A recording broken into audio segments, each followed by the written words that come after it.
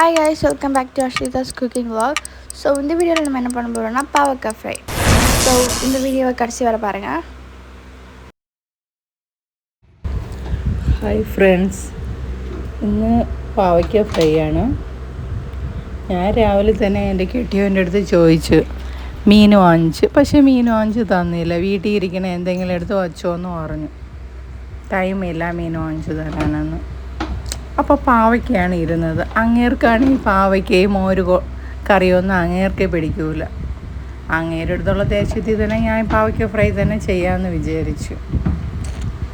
അതിനാണ് പാവയ്ക്ക വട്ടത്തിൽ നൈസാണ്. ഇത് നാടൻ പാവയ്ക്കാണ്, ഭയങ്കര കയ്പ്പാണ്.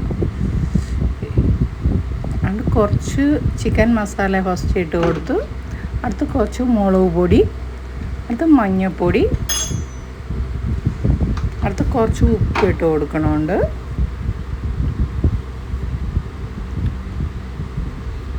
ആവശ്യത്തിനുള്ള ഉപ്പ്.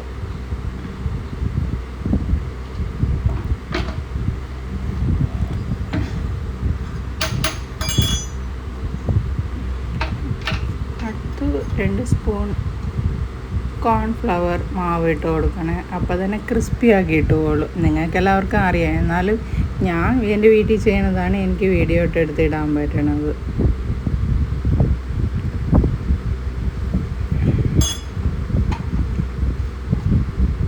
അതിനെ അടച്ചു കൂട്ടി അങ്ങോട്ട് വയ്ക്കണം. അടുത്ത സ്പൂണിലിരിക്കുന്ന മാവിനെല്ലാം ഞാൻ ചോരൻ്റെ അതിൽ തന്നെ ഇടണത്. അത് കണ്ടിട്ടാണ് എൻ്റെ പിള്ളേർ എന്നെ കഞ്ഞിന്ന് വിളിക്കും. അടുത്ത് കെട്ടിയവൻ 1/2 ലിറ്റർ തൈര് വാങ്ങിച്ച് തന്നിട്ട് പോയിരുന്നു. അതിൽ 2-3 സ്പൂൺ എടുത്ത് ചേർക്കുക. ഒരു 4 സ്പൂൺ, അപ്പോൾ തന്നെ കയ്പ്പ്. ഒരു 2 സ്പൂൺ എൻ്റെ വായിലോട്ട് അങ്ങോട്ട് പോകണം. പാവയ്ക്കായതുകൊണ്ട് അത് ഞാൻ വായിൽ വെച്ച് നോക്കിയില്ല. 2-3 സ്പൂണ് വയറ്റിലാക്കി കഴിഞ്ഞു. മോര് കറിക്കുള്ള തൈരാണ്. അതിന് പാതി ഞാൻ തന്നെ കുടിച്ച് തീർക്കണം. ഇതിനെ നല്ലതായിട്ട് മിക്സ് ചെയ്യണം, മാവും തൈര് അധികം എടുത്താൽ തന്നെ ആ കയ്പ്പ് മാറി കിട്ടും. അങ്ങനെ തൈര് ഇട്ടിട്ട് അത് കുറച്ച് നല്ല കയ്പ്പാണ്. വെള്ള പാവയ്ക്കെങ്കിൽ കയ്പ്പ് കുറവായിരിക്കുമെന്ന് പറഞ്ഞു. ഇവിടെ ഒരാൾ കൊണ്ടുവന്നതാണ്, ഒരണ്ണാച്ചി. ഇപ്പോൾ ഈ പാവയ്ക്ക് തന്നെ അവരേലിരുന്നത്. ചെന്നൈയിൽ വീട്ടിൻ്റെ അടുത്തെല്ലാം ഈ വെജിറ്റബിളെല്ലാം കൊണ്ടുവരും. മീൻ വാങ്ങിച്ച് തന്നിരുന്നേ ഇതൊന്നും ചെയ്യേണ്ട ആവശ്യമില്ലായിരുന്നു.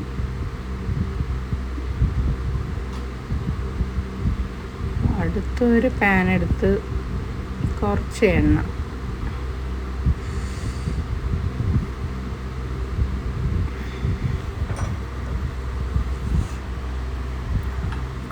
എണ്ണ വീത്തുക. ഞാൻ സൺഫ്ലവർ ഓയിൽ തന്നെ വീത്താറുണ്ട്. വെളിച്ചെണ്ണയിൽ പൊരിച്ചെങ്കിൽ കുറച്ചും കൂടെ സൂപ്പറായിരുന്നേനെ.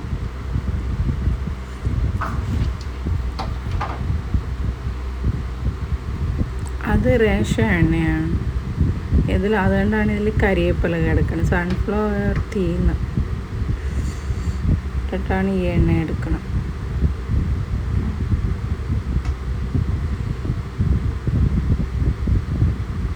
നല്ല കോരി വീഴ്ത്തണം എണ്ണേനെ. എണ്ണ നല്ലതുപോലെ ഇരുന്നാൽ തന്നെ മൊരിഞ്ഞു കിട്ടുകയുള്ളൂ.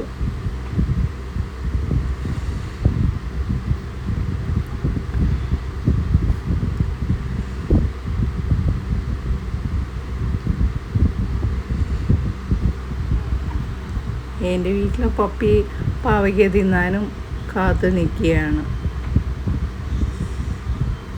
ഞങ്ങളുടെ വീട്ടിൽ നേരത്തെ ഒരു പപ്പിയും ഉണ്ടായിരുന്നു. പക്ഷെ ആ പപ്പിയാണ് ഈ പാവയ്ക്ക് അതും ഇതൊന്നും കഴിക്കാറില്ല. പക്ഷേ ഇപ്പം ഇരിക്കുന്ന പപ്പി എല്ലാം കഴിക്കും. ശരി, പരിഷ്കാരി എന്ന് കാണിക്കാൻ വേണ്ടി ഫസ്റ്റ് ഒരു കുത്ത് സ്പൂൺ എടുത്താണ് പാവയ്ക്കേനെ ഇട്ടത്. പക്ഷെ അത് നമുക്ക് ശരിയാവില്ല. അതിനെ മാറ്റി വെച്ചിട്ട് ഞാൻ കൈ കൊണ്ട് തന്നെ ഇടാമെന്ന് വെച്ചു.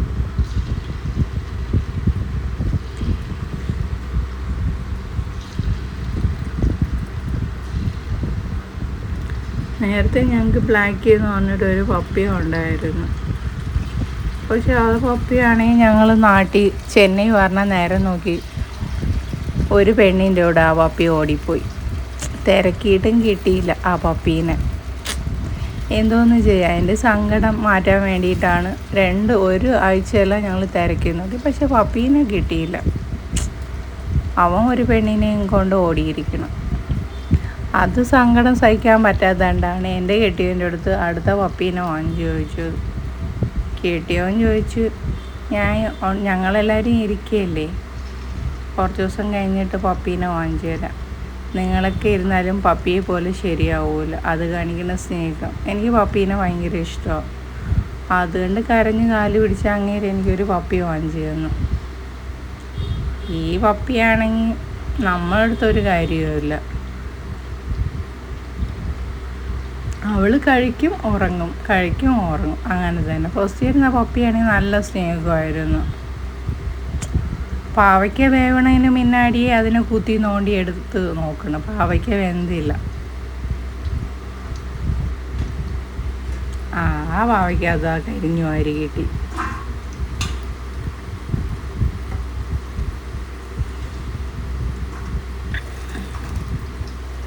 കരിഞ്ഞു കണ്ടാരടങ്ങിയെന്ന് തോന്നുന്നു. അങ്ങനെ പാവയ്ക്കെല്ലാം ശരിയാക്കി. ഉച്ചയ്ക്ക് കെട്ടിയവൻ ചോറ് കഴിക്കാൻ വന്നപ്പോൾ പാവയ്ക്ക കണ്ടോടെ അങ്ങേരെ മൂഞ്ചിയാണെങ്കിൽ അയ്യോ വേപ്പല കട്ടി മാതിരി മൂഞ്ചീനെ അങ്ങനെ പെരുക്കി വെച്ചുകൊണ്ടിരിക്കണം. എനിക്കിഷ്ടമല്ലാത്തത്. പാവയ്ക്ക കമ്മിയായതുകൊണ്ട് എൻ്റെ കയ്യിലും കൂടെ കുറച്ച് എണ്ണയും വീണു.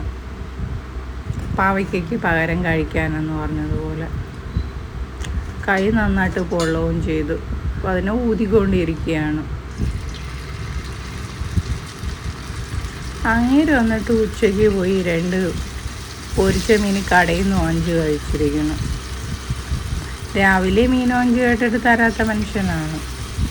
എന്നാൽ നോക്കിയിരുന്ന് എനിക്കൊരു കഷ്ണം തരാതെ ഒറ്റയ്ക്ക് വെച്ച് 2 കഷ്ണവും അങ്ങ് കഴിച്ചു. ഞാൻ മനസ്സിൽ വിചാരിക്കണം, ഈ ദുഷ്ടം സ്വന്തം ഭാര്യയ്ക്ക് ഒരു കഷ്ണം തരാത്ത ഇന്നണോ നോക്കട്ടെ. നാളെ ഇന്ന് ഫുള്ള് ഇങ്ങനെ ബാത്റൂമിലായിരിക്കുമെന്ന് പറഞ്ഞു. മനസ്സിൽ ശാപമായിട്ട് പുറത്ത് കാണിച്ചില്ല. ചേട്ടായി കഴിച്ചോന്ന് പറഞ്ഞില്ല.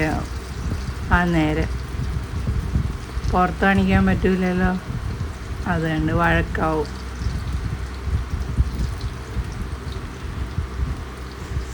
പാവയ്ക്ക് എപ്പോൾ പൊരിച്ച് തീരുമെന്ന് എനിക്ക് അറിഞ്ഞൂടാ.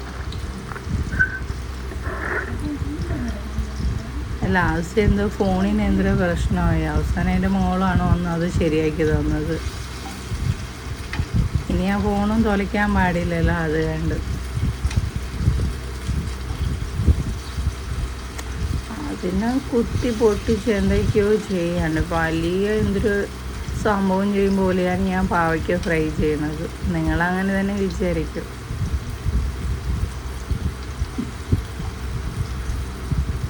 പാവയ്ക്കയുടെ കയ്പ്പ് എൻ്റെ വായിൽ നിന്ന് മാറിയിട്ടേ ഇല്ല. അയ്യോ എൻ്റെ അമ്മ എന്തോന്ന് കയ്പ്പാണ്. എൻ്റെ മക്കൾ ആ പാവയ്ക്ക തിന്നിട്ട് തള്ളേ എന്തോന്ന് വേറെ ഒന്നും നിങ്ങൾക്ക് കിട്ടിയില്ലേന്ന് അവരെ ഫേസിൽ നമുക്ക് കാണാൻ പറ്റും. അങ്ങനെ ഇരിക്കണം. എങ്ങനെ കഷ്ടപ്പെട്ട് പാവയ്ക്ക പൊരിച്ചു തീരുന്നു.